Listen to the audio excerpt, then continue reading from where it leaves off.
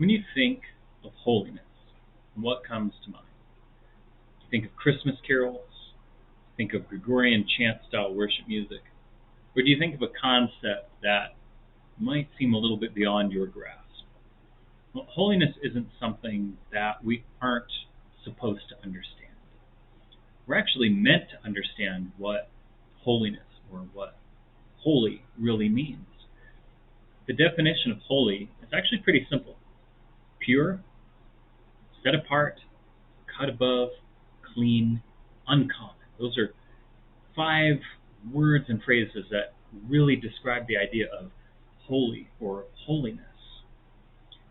Now, as we see throughout the Old Testament, holy is something very special.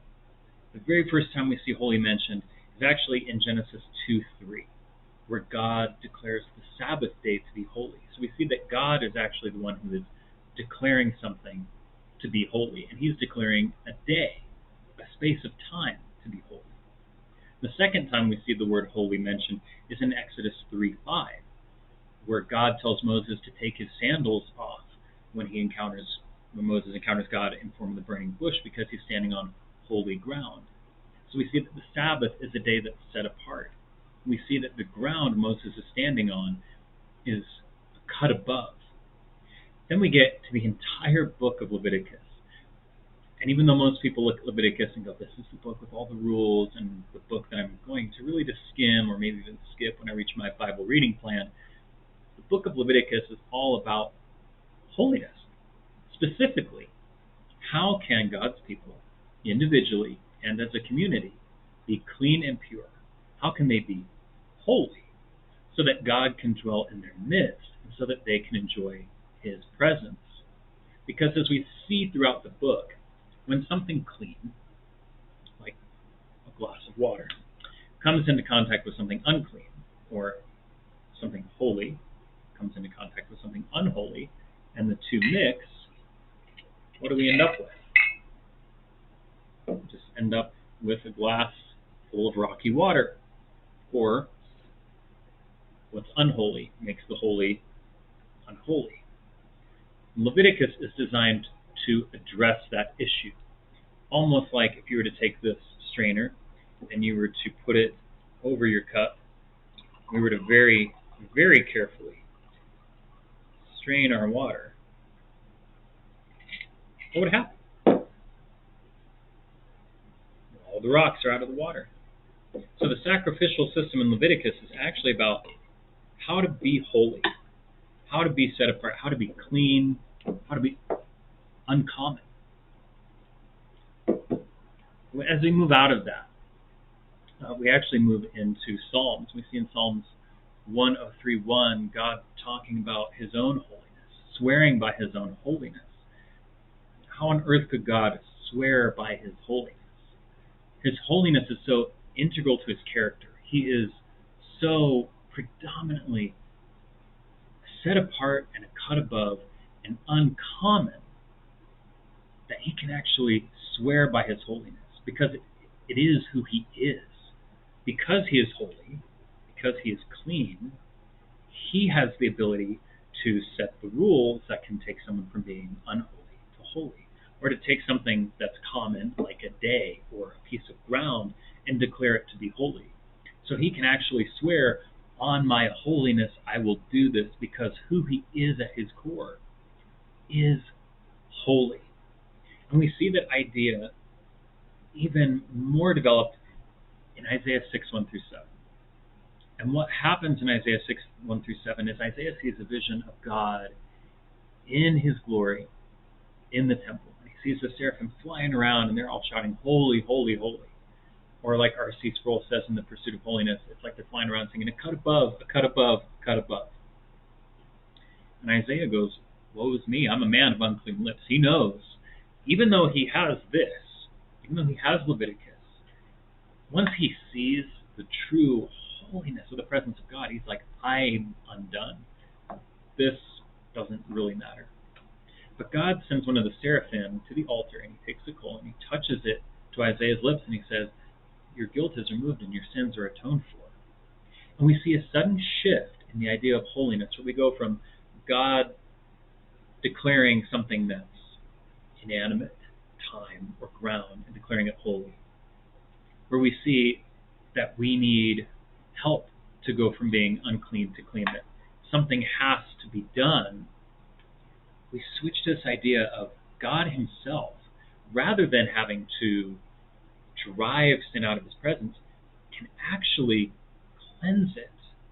Where instead of needing something else to clean the unholiness, to go from unholy to holy, God actually has the power to look at a sinful person like Isaiah and say, your sins are atoned, your guilt is removed, without Isaiah having to do anything. Instead, God does it all.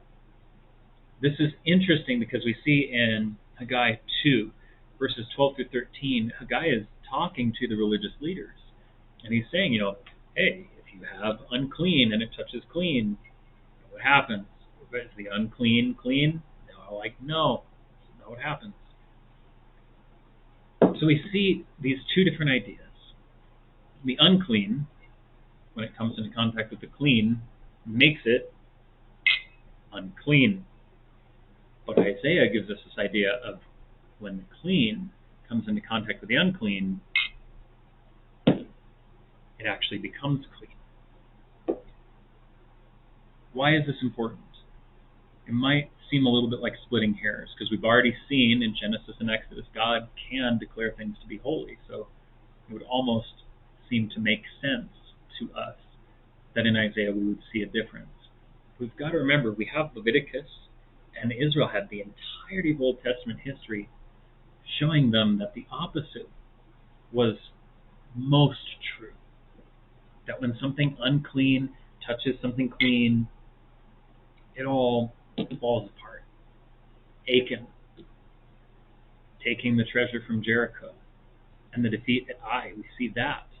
We see David's census of the people leading to thousands dying of plague.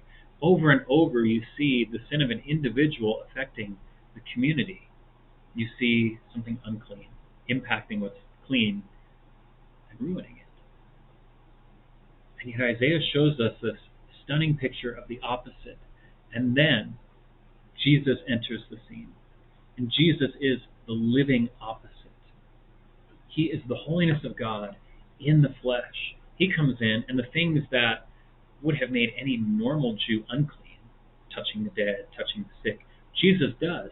And he makes those people clean. He literally takes someone who is unclean with disease and heals them. He cleanses them and restores them to relationship with the community. He touches someone who's dead and raises them to life and restores them to relationship within their community. It's fascinating. Jesus comes in and shows that the glimpse Isaiah got of the clean making the unclean clean is the actual reality. The reality that Jesus himself fulfills, and that he fulfills on a large scale when he becomes the fulfillment of Leviticus, when his death on the cross becomes the sieve that makes everyone who is unclean, who believes in him as the only begotten Son of God, won't perish but will have everlasting life. They won't stand condemned. He, through his death, makes everyone who believes in him clean. He makes the unclean clean through his own death. Through his sacrificial death, God looks at all people who are unclean who believe in Jesus and declares them to be clean. That is what the Old Testament teaches us about holiness. That holiness is about being set apart. It's about being clean. It's about being uncommon, set apart, cut above. God is the one who can make us so, and he has done so through the person and work of Jesus, so that his people, individually and as the church, might be set apart, cut above, clean, pure, and uncommon.